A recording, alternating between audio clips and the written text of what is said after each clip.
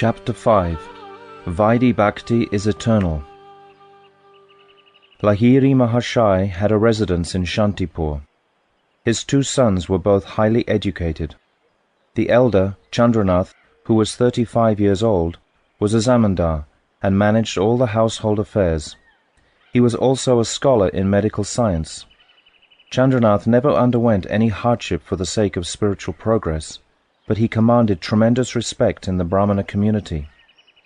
He employed servants, maids, doorkeepers and other workers, and he managed all the household affairs with comfort and prestige.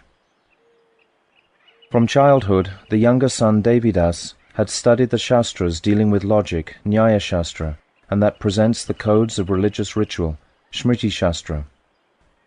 Across the road from the family residence, he opened a school dedicated to the study of the 4 Vedas and the 4 subjects, grammar, rhetoric, logic and philosophy.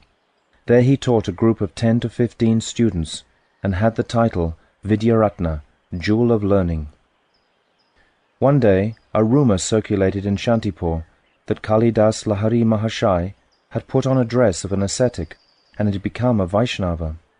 The news spread everywhere, at the bathing ghats, in the marketplace and on the streets. Someone said, "The old man has become senile. He was a man of ideal character for so long, but now he has gone mad." Someone else said, "What kind of disease is this? All kinds of happiness is there in his home. He is a Brahmana by birth, and his sons and family members are all obedient to him. What suffering could drive such a man to adopt the life of a mendicant?" Another person said, "This is the ill fate of those who wander here and there shouting, 'This is dharma, this is dharma.'" A virtuous man said, "Kalidas Lahiri Mahashai is a very pious soul. He is materially prosperous, and now in his maturity he has developed love for Harinam." As different people gossiped and spread various rumors, someone went to Devidas Vidyaratna and reported what he had heard. Vidyaratna became quite anxious and went to his elder brother. "Brother," he said, "it looks as if we have to face great difficulty because of father. He is staying in Godruma in Nadia on the plea of maintaining good health, but he has fallen into bad company there. It is impossible to ignore the outcry in the village about this." Chandranath said, "Brother, I have also heard some rumors. Our family is highly respected, but now we can no longer show our faces because of our father's activities. We have always belittled the descendants of Advaita Prabhu, but now what has become of our own house? Come, let's go inside. We shall discuss this matter with mother and decide what should be done." Soon afterwards, Chandranath and Devidas were seated on the second-floor veranda, taking their meal, which was served by a Brahmini widow. Their mother sat with them. Chandranath said, "Mother, have you heard any news of father?" Mother said, "Why, he's well, isn't he? He is staying in Sri Navadvip, and he has become mad after Harinam. Why don't you bring him here?" Devidas said, "Mother, father is quite well, but according to the reports we have been hearing, we can no longer rely on him. On the contrary, if we brought him here, we would become a social disgrace." Mother became somewhat perturbed and asked, "What has happened to him?"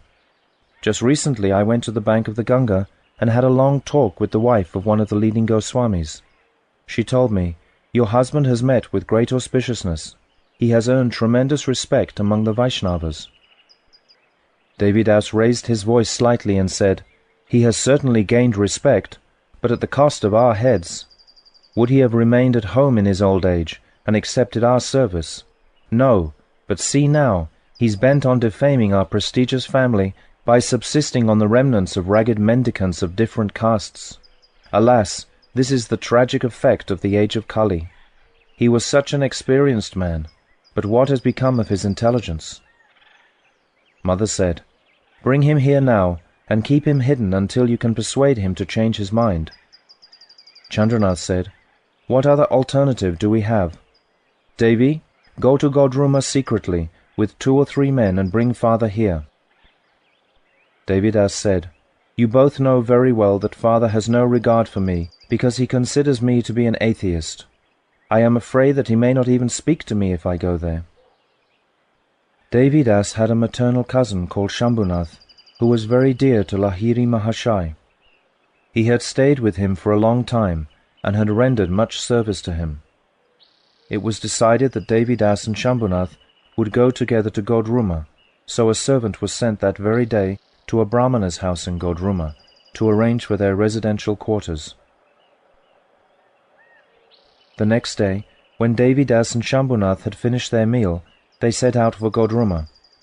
Having reached their appointed lodging, they got down from their palanquins and gave the bearers permission to depart. A Brahmana cook and 2 servants had arrived there in advance.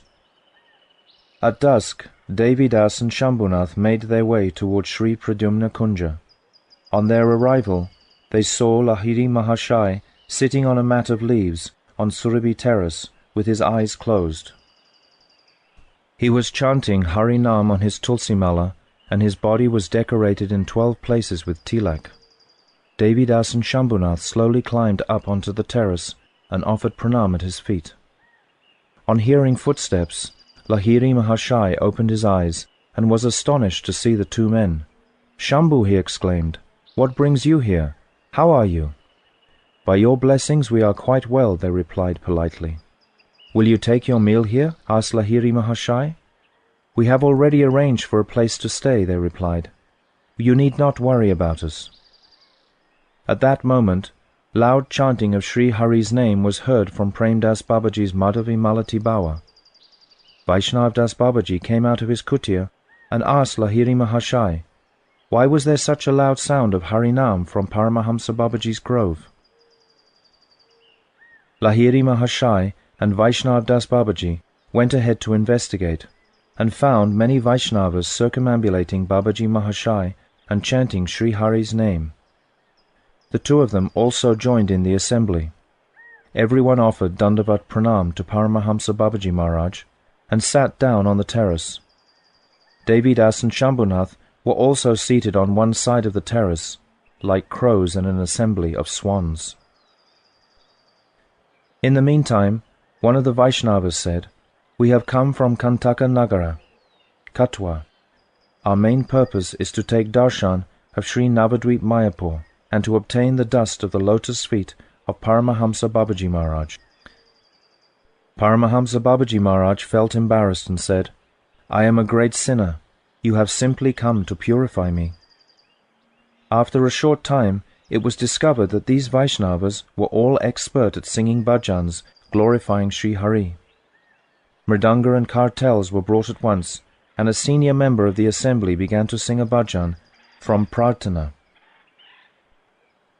Shri Krishna Chaitanya Prabhu Nityananda Gadai Advaita Chandra Gaura Bhakta Vrinda Apara Karuna Sindhu Vaishnava Thakur Mohena Pamaradaya Karaha Prachur Jati Vidya Dana Jana Made Mata Jane Udara Karahe Nata Kripa Vitarane Kanaka Kamini Loba Pratishta Vashana Chadaiya Shoda More E Mora Pratana Name Ruche Jiva Daya Vaishnava Ulas Daya Kare Deha More Ohe Krishna Das Tomara Charana Chaya Eka Matra Ash Jivane Marane Matra Amara Baras. O Shri Krishna Chaitanya Chandra, O Prabhu Nityananda, O Gadadha, O Advaita Chandra, O Gaura's Bhaktas, O Vaishnava Thakur, you are a boundless ocean of mercy. Please bestow your profuse mercy on a sinful creature like me. O Master, please be merciful and deliver this person intoxicated with the pride of high birth, education, wealth and attachment to wife, children and family members. Please purify me of my lust for women and wealth, and the desire for prestige. This is my prayer. O servant of Sri Krishna, please be merciful, and give me a taste for Sri Nam and compassion for all jivas, and let me delight in the association of Vaishnavas. The shade of your lotus feet is my only hope, my sole refuge in life and in death.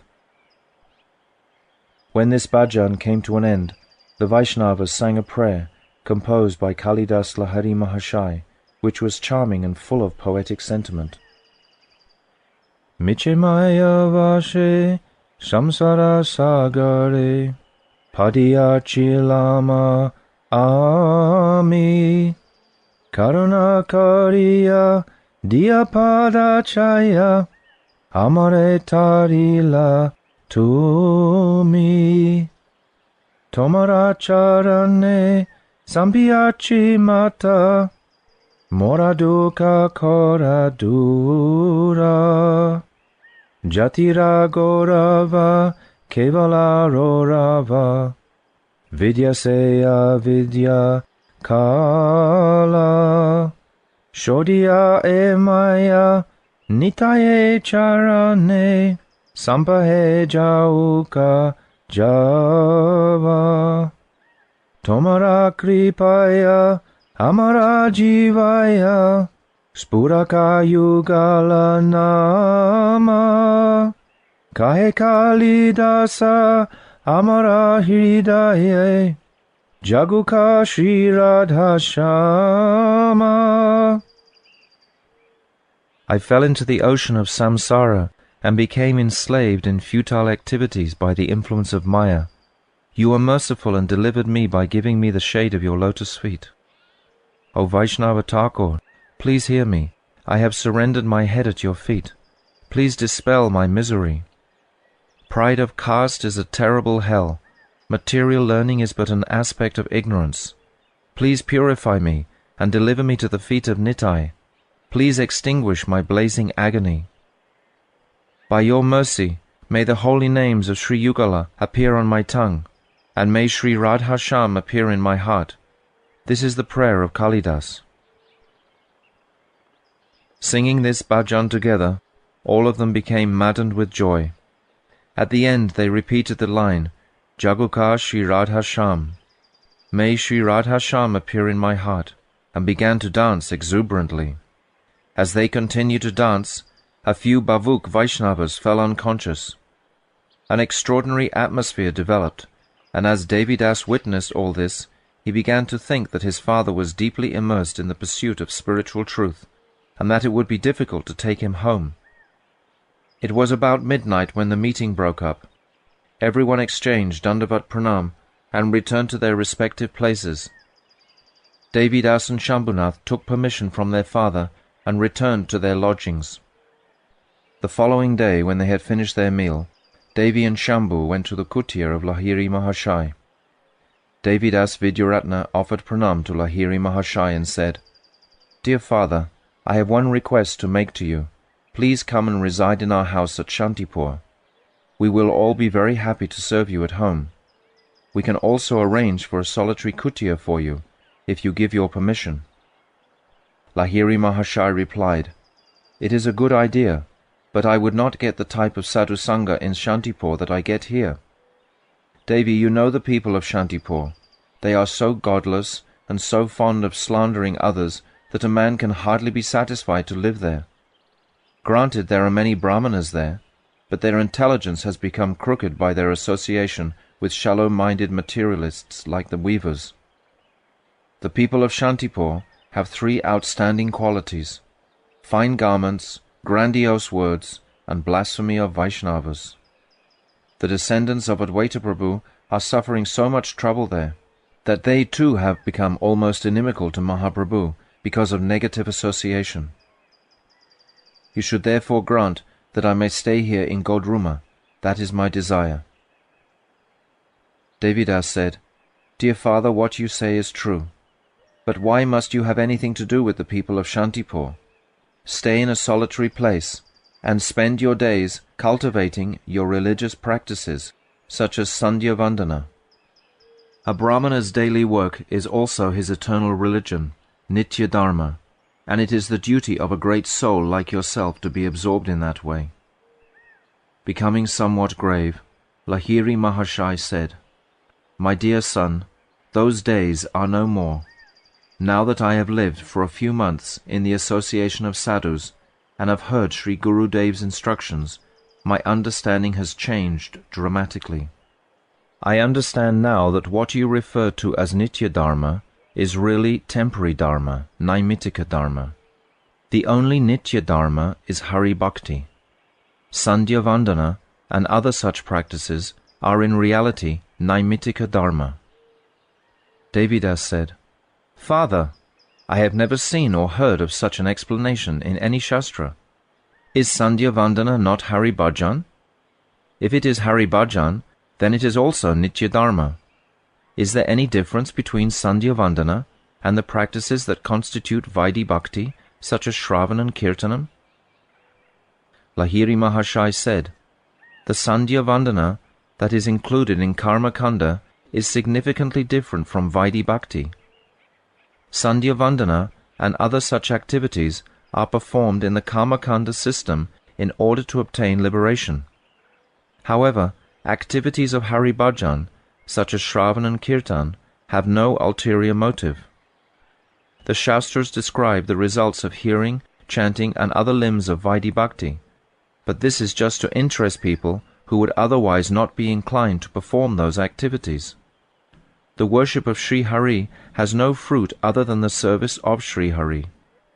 The principal fruit of the practice of Vaidhi Bhakti is to bring about the awakening of Prem in Hari Bhajan. Devidas. Then you do admit that the divisions, angas, of Hari Bhajan have some secondary results. Lahiri. Yes, but the results depend on the different types of practitioner, sadhak. The Vaishnavas perform sadhan bhakti for the sole purpose of coming to the perfectional stage of devotion known as siddha bhakti. When non-Vaishnavas perform the very same divisions, angas of bhakti, they have two principal motives: the desire for material enjoyment, bhoga, and the desire for liberation, moksha. Externally, there is no apparent difference between the sadhan practices of the Vaishnavas and those of non-Vaishnavas, but there is a fundamental difference in motivation. When one worships Krishna through the path of karma, the mind is purified, and one may obtain material fruits, freedom from disease or liberation. But the same worship of Krishna through the path of bhakti produces only prem for Krishna Nam. When karmis, those who follow the path of karma, observe Ekadasi, it eradicates their sins, whereas when bhaktas observe Ekadasi, it enhances their Hari Bhakti. Just see what a world of difference there is. The difference between sadhan performed as an aspect of karma and sadhan performed as an aspect of bhakti is clear, but it is very subtle, and only one who has Bhagavan's mercy may know it. The bhaktas obtain the primary result, whereas the karmis are caught up in the secondary results, which may be broadly divided into two categories, namely bhukti, material sense enjoyment, and mukti, liberation. Devidas. Then why do the Shastras extol the virtues of the secondary results? Lahiri. There are two kinds of people in this world: those who are spiritually awake and those who are spiritually unconscious. The Shastras have praised secondary results for the benefit of those who are spiritually unconscious and who do not perform any pious activity unless they can visualize a forthcoming result. However, the Shastras do not intend such people to remain satisfied with secondary results. Rather, their attraction to secondary results should induce them to perform virtuous acts, which will hasten their contact with sadhus. Then, by the mercy of the sadhus, they will come to know of the primary results of Hari Bhajan, and taste for those results will awaken within them. Devidas. Then are we to understand that Raghunandan and the other authors of the Smriti Shastras are spiritually unconscious? Lahiri. No, but the system that they have prescribed is for the spiritually unconscious. However, they themselves seek the primary result. Devidas. Some Shastras only describe the secondary results and do not mention the primary results at all. Why is this? Lahiri. There are three types of Shastra, corresponding to the varieties of adhika among human beings: sattvic, of the nature of goodness; rajasic, of the nature of passion; and tamasic, of the nature of ignorance.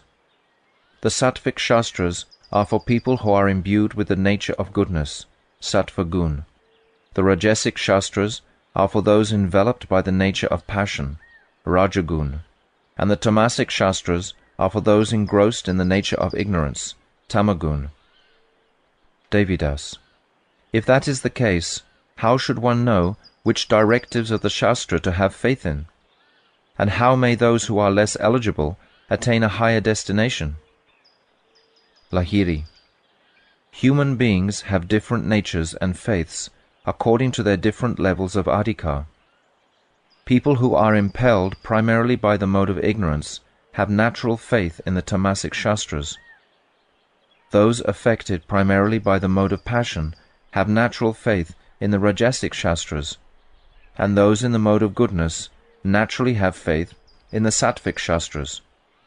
One's belief in a particular conclusion of the shastra is naturally in accordance with one's faith. As one faithfully carries out the duties for which one has the adhikar, he may come into contact with sadhus and develop a higher adhikar through their association. As soon as a higher adhikar is awakened, one's nature is elevated, and one will naturally develop faith in a more elevated shastra. The authors of the shastras were infallible in their wisdom, and composed the shastras in such a way that one will gradually develop higher adhikar by carrying out the duties for which one is eligible and in which one naturally has faith. It is for this reason that different directives have been given in different shastras. Faith in the shastra is the root of all auspiciousness. Srimad Bhagavad Gita is the Mimamsa Shastra of all the Shastras. This Siddhanta is clearly stated there. Devidas: I have studied many Shastras since my childhood, but today, by your grace, I have realized a wonderful truth. Lahiri: it is written in the Srimad Bhagavatam 11.8.10, Anubhyascha mahadbyascha, shastrebhya kushalo nara, saravata saram adadyat, pushpebhya eva satpada. An intelligent person will take the essence of all the shastras, whether they are great or small, just as a bumblebee gathers honey from many different types of flowers. My dear son, I used to call you an atheist. Now I don't criticize anyone, because faith depends on adhikar. There is no question of criticism in this regard. Everyone is working according to their own adhikar, and they will advance gradually when the time is appropriate. You are a scholar of the Shastras dealing with logic and fruitive action, and since your statements are in accordance with your adhikar, there is no fault in them. Devidas: until now, I believed that there were no scholars in the Vaishnava Sampradaya. I thought that the Vaishnavas were merely fanatics who concerned themselves solely with one part of the Shastra. But what you have explained today has completely dispelled my misconceptions. Now I have faith that some of the Vaishnavas have truly understood the essence of the Shastra. Are you studying the Shastras from any great soul these days? Lahiri: my son, you may now call me a fanatical Vaishnava or whatever you like. My Gurudev performs bhajan in the kutia next to mine. He has instructed me in the essential conclusion of all the Shastras, and I have just expressed the same thing to you. If you would like to receive instruction at his lotus feet, you may inquire from him in a devotional mood. Come, I will introduce you to him. Lahiri Mahashai took Devidas Vidyaratna to the kutia of Sri Vaishnav Das Babaji and introduced him to his Gurudev. He then left Devidas with Babaji Maharaj and returned to his kutia to chant Harinam. Vaishnavadas: my dear son, what is the extent of your education? Devidas: I have studied up to Muktipad and the Siddhanta Kusumanjali in the Nyaya Shastra, and all the books of the Shmriti Shastra. Vaishnavdas: then you have labored diligently in your study of the Shastra. Please give me a sample of what you have learned. Devidas: Atyanta dukam nivritti eva muktihi. The cessation of all material miseries is known as mukti. One should always endeavor to obtain mukti, which is defined in this statement from Sankhya Darshan 1.1 and 6.5. I am seeking that liberation through faithful adherence to my prescribed duties, known as Swadharma. Vaishnavadas. Yes, like yourself, after I had studied all those books, I also used to aspire for mukti. Devidas. Have you now given up the pursuit of mukti? Vaishnavdas. My dear son, tell me, what is the meaning of mukti? Devidas. According to the Nyaya Shastra, the Jiva and Brahman are eternally distinct from each other, so it is not clear from the point of view of Nyaya how the cessation of all miseries can take place. According to the Vedanta, however, mukti refers to the attainment of non-differentiated Brahman, or in other words, the Jiva's attainment of the state of oneness with Brahman. This is clear from one point of view. Vaishnavadas. My dear son, I have studied Shankara's Vedanta commentary for 15 years, and I also remained a sannyasi for several years. I endeavored strenuously to attain mukti. I spent a long time deeply meditating upon what Shankara considered to be the four principal statements of the Shruti, Mahavakyas. Finally, I understood that the religious system that Shankara advocated was newly fashioned, so I gave it up. Devidas. Why did you consider it to be a recent and antagonistic view? Vaishnavdas. An experienced man cannot easily convey to others what he has realized through practical examination. How will those who have not experienced it be able to understand it? Devidas could see that Vaishnavdas was a learned scholar, and that he was straightforward and deeply realized. Devidas had not studied Vedanta, and he began to think that he could do so if Vaishnavdas were merciful to him. So he inquired, Am I fit to study Vedanta? Vaishnavdas. With the level of competence that you have achieved in the Sanskrit language, you can easily learn Vedanta if you get a qualified instructor. Devidas. If you will kindly teach me, I will study under you. Vaishnavdas. The fact is that I am a servant of the Vaishnavas. There is nothing for me besides this. Paramahamsa Babaji Maharaj has mercifully instructed me to chant Harinam constantly, and I am doing just that. I have so little time. Besides, Jagat Guru Sri Rupa Goswami has specifically forbidden the Vaishnavas to read or hear Shankara Sarikyabhasya commentary on Vedanta, so I no longer read it myself or teach it to others. However, Sri Sachinandan, who is the original preceptor of the entire world, explained the true commentary on Vedanta Sutra to Sri Sarvabhauma. Many Vaishnavas still have handwritten copies of that commentary. If you want to study it, you can make a copy, and I can help you understand it. You may ask for a copy from the house of Srimad Kavi Kanapur, in the village of Kanchanapalli. Devidas. I will try. You are a great scholar of Vedanta. Please tell me frankly, will I be able to ascertain the true meaning of Vedanta by studying the Vaishnava commentary? Vaishnavdas. I have studied and taught the commentary of Shankara, and I have also studied Sri Ramanuja's Sri Bhasya, and other commentaries as well. However, I have not seen any explanation of the sutras that is superior to Mahaprabhu's. This commentary was recorded by Gopinathacharya, and it is studied by the Gaudiya Vaishnavas. There can be no doctrinal dispute in Bhagavan's own explanation of the sutras, for his commentary accurately represents the full import of the Upanishads. If one presents this explanation of the sutras in proper sequence, it is certain that his explanation will be respected in any assembly of learned scholars. Devidas Vidyaratna became very pleased to hear this. He faithfully offered Dandavat Pranam to Sri Vaishnavdas Babaji and returned to his father's kutia, where he related to his father what he had heard. Lahiri Mahashai was delighted and replied, Devi, you have acquired a great deal of education, but now you can try to attain the highest destination, which is the ultimate benefit for all living beings. Devidas. Actually, my sole purpose in coming was to take you home. Please return to our house just once, and everyone will become satisfied. Mother is particularly anxious to have darshan of your feet once more. Lahiri. I have taken shelter of the lotus feet of the Vaishnavas, and I have pledged that I will never enter any house that is opposed to bhakti. First you will have to become Vaishnavas, and then you can take me home. Devidas. Father, how can you say that? We worship the Lord every day at home. We don't disrespect the chanting of Harinam. We receive guests and Vaishnavas cordially. Aren't we to be regarded as Vaishnavas? Lahiri. Your activities are very similar to those of the Vaishnavas, but you are not actually Vaishnavas. Devidas. Then how can one become a Vaishnava? Lahiri. You can become a Vaishnava by giving up your temporary Naimittika duties and adopting your eternal spiritual Nitya dharma.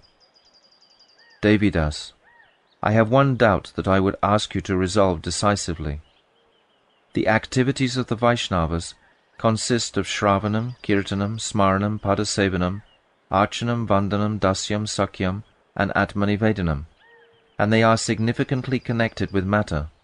So why aren't they also referred to as temporary, Naimittika? I perceive some partiality in this. Activities such as the service of the deity, fasting, and worship with material ingredients are all connected with gross matter. So how can they be eternal? Lahiri. My son, I also needed a long time to understand this point. Try to understand this very carefully. There are two types of human beings: those whose interests are connected with this material world, and those who aspire for superior attainments in the future. Those in the first category only strive for material happiness, reputation, and material prosperity. Those in the second category are of three types: those who are devoted to Ishvara, Ishanugata, those who are fixed in the pursuit of monistic knowledge aiming at liberation, Gyan Nishta, and those who covet mystic powers, Siddhi Kami. The Siddhi Kamis are attached to the fruits of Karma Kanda, and they desire to obtain supernatural powers by their performance of karma. The methods which they adopt to obtain such unearthly powers are yaga, offering oblations, yagna, performing sacrifice, and Astanga Yoga, the eightfold yoga system. They accept the existence of Ishvara, but they believe that he is subordinate to the laws of karma. This category includes the material scientists. The Gyan-nishtas try to awaken their identity with Brahman by cultivating impersonal monistic knowledge. They don't know or care whether Ishvara exists or not, but they fabricate an imaginary form of Ishvara anyway for the purpose of practicing sadhana. The fruit of monistic knowledge is realizing one's identity with Brahman, and the monists aspire to attain this eventually by constantly engaging in the practices of bhakti directed towards their imaginary form of Ishvara. When they obtain the result of Gyan, they have no more use for the Ishvara that they have merely imagined as a means to achieve their end. When their bhakti towards Ishvara bears its desired fruit, it is converted into Gyan. According to this doctrine, neither Bhagavan nor bhakti to Bhagavan is eternal. The third category of those who seek higher attainments in the future, Paramartikas, are those who are devoted to Ishvara, Ishanugatas. Factually speaking, they are the only ones who strive for Paramatta, the highest goal of life. In their opinion, there is only one Ishvara who is infinite and endless, and who manifests the jivas in the material world by his own potencies. The jivas are his eternal servants, and remain so even after liberation. The eternal dharma of the jiva is to remain eternally under the guidance of Ishvara, for he can do nothing by his own strength. The jiva cannot obtain any everlasting benefit by the performance of karma. However, when he submits himself to Sri Krishna's shelter, he obtains all perfection by his grace. Those who covet mystic powers, siddhi karmis, follow karma kanda, and those who cultivate monistic knowledge, gyan nishtas, follow gyan kanda. The Ishanugatas are the only devotees of Ishvara. The Gyan Kandis and Karma Kandis pride themselves on being interested in higher attainment, Paramartika. But in reality, they are not pursuing the highest goal, but seeking temporary material gain. And whatever they say about dharma is Naimittika, circumstantial or temporary. The present-day worshippers of Shiva, Durga, Ganesh and Surya are known respectively as Shaivas, Shaktas, Ganapatyas and Suryas, and they all follow Gyan Kanda. They adopt the limbs of bhakti, such as Shravana and Kirtana, only to attain mukti, and ultimately the undifferentiated, impersonal, nirvishesh Brahman. Those who engage in Shravana and Kirtanam without any desire for bhakti or mukti are engaged in the service of Sri Vishnu. Among these 5 deities, the form of Bhagavan, Sri Vishnu, is eternal, transcendental and full of all potencies. Those who do not accept Bhagavan as the object of worship are merely worshipping temporary objects. My son, the service that all of you render at home to the deity of Bhagavan is not paramartic, because you do not accept the eternality of Bhagavan's form. That is why you cannot be counted among the Ishanugatas. Now I hope that you have understood the difference between Nitya and Naimittika Upasana, worship. Devidas. Yes, if one worships the deity of Bhagavan, but does not accept that deity as eternal, then it is not worship of an eternal object. However, can't one adopt a temporary means of worship to attain the eternal truth, which is ultimately distinct from any such temporary forms? Lahiri. Even if that were the case, such temporary worship cannot be called eternal dharma. Nitya dharma is the worship of the eternal deity as performed in Vaishnava dharma. Devidas. But the deity that is worshipped is fashioned by a human being, so how can it be eternal? Lahiri. The deity worshipped by the Vaishnavas is not like that. Bhagavan is not formless like Brahman. On the contrary, he is the all-powerful, concentrated embodiment of eternity, knowledge and bliss. It is that Sat Chit Ananda Gana Vigraha that is the worshipable deity of the Vaishnavas.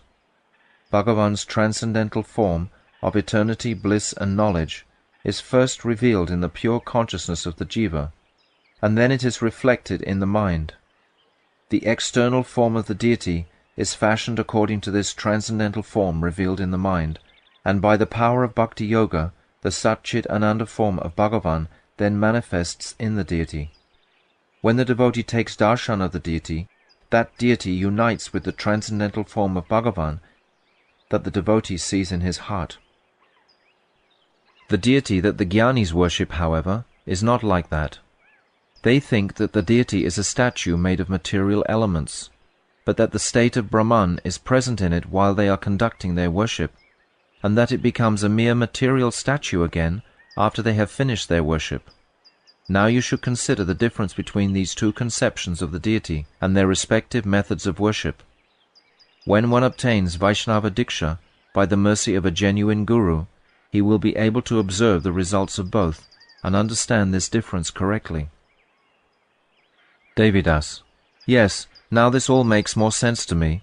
Now I see that the Vaishnavas are not just fanatics driven by blind faith.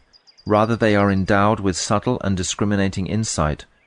There is a major difference between the worship of the deity and the temporary worship of an imaginary form of the Lord that has been imposed on a material object.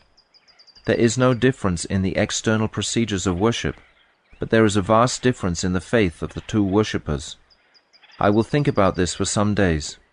Father, today my greatest doubt has been dispelled. Now I can say emphatically that the Jnanis' worship is merely an attempt to cheat Sri Bhagavan. I will submit this topic at your feet again at a later time. After saying this, Devi Vidyaratna and Shambhu departed for their residential quarters. They returned to Lahiri Mahashai's kutia in the late afternoon, but there was no opportunity to discuss these topics further, for at that time everyone was immersed in Harinam Sankirtan. The following afternoon, everyone seated themselves in Paramahamsa Babaji's bower. Devi Vidyaratna and Shambhu sat next to Lahiri Mahashai. Just then, the Qazi from the village of Brahmana Pushkarini arrived. When the Vaishnavas saw him, they all stood up to offer him respect, and the Qazi also greeted the Vaishnavas with great pleasure and then sat in the assembly. Paramahamsa Babaji said, "You are blessed, for you are a descendant of Chand Qazi, who was an object of the mercy of Sri Mahaprabhu. Please kindly bestow your mercy upon us." The Qazi said, "By the mercy of Sri Mahaprabhu, we have become the objects of mercy of the Vaishnavas. Gauranga is the Lord of our life. We do not do anything without first offering our Dandavat Pranam to him." Lahiri Mahashai was a learned scholar in the Farsi language, and he had studied the 30 Safaras of the Quran and many books of the Sufis. He asked the Qazi, "According to your ideology, what is meant by mukti?" The Qazi replied, "What you refer to as the Jiva, individual soul, we call Ruh.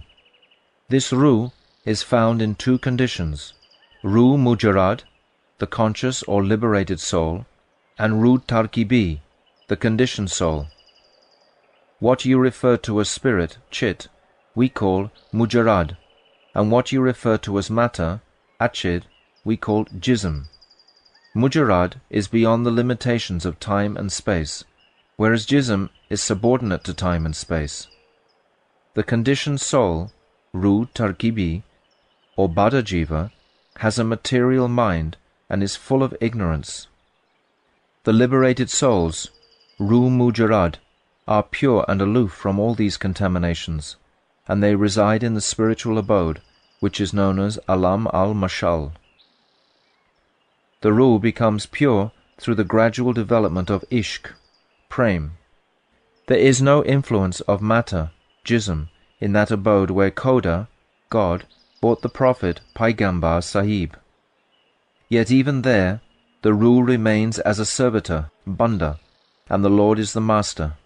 Therefore the relationship between the Banda and Khoda is eternal, and liberation, Mukti, is actually the attainment of this relationship in its pure form. The Quran and the literature of the Sufis explain these conclusions, but not everyone can understand them. Gauranga Mahaprabhu mercifully taught Chand Qazi all these points, and since that time we have become his unalloyed bhaktas. Lahiri, what is the primary teaching of the Quran? Qazi, according to the Quran, the Lord's personal abode, which is the highest attainment in the spiritual world, is known as Behesht. It is a fact that there is no formal worship there, yet life itself is worship. The residents of that abode are immersed in transcendental bliss through seeing the Lord. This is the very same teaching that has been presented by Sri Gauranga Dev. Lahiri, does the Quran accept that the Lord has a transcendental form? Qazi, the Quran states that the Lord has no form, but Sri Gauranga Dev told Chand Qazi that this teaching of the Quran means that the Lord cannot have a material form. It does not preclude the existence of his pure spiritual form. Paigambar Sahib saw the divine loving form of the Lord in accordance with his level of eligibility. The transcendental moods and sentiments that are characteristics of the other rasas remain hidden from him. Lahiri, what is the opinion of the Sufis in this regard? Qazi, they adhere to the doctrine of Ana al-Haq, which means I am Khoda. The Sufi doctrine of Islam is exactly the same as the Advaitavad doctrine. Lahiri, are you a Sufi? Qazi, no, we are unadulterated devotees. Gauranga is our very life. The discussion went on for a long time, and finally Qazi Sahib offered his respects to the Vaishnavas and departed. Harinam Sankirtan followed, after which the assembly dispersed. Thus ends the 5th chapter of Jaiva Dharma, entitled Vaidhi Bhakti is Eternal.